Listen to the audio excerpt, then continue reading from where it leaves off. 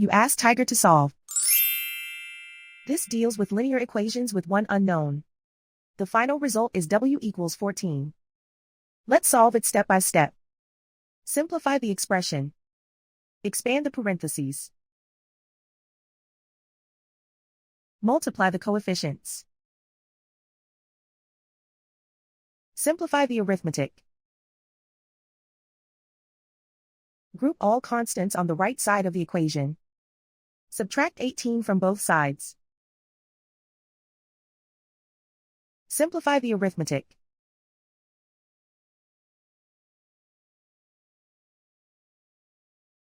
Isolate the w. Divide both sides by -4.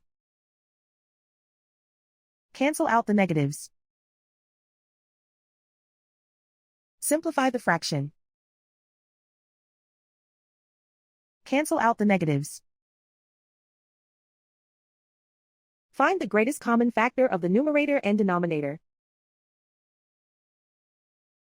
Factor out and cancel the greatest common factor. And so the final result is w equals 14.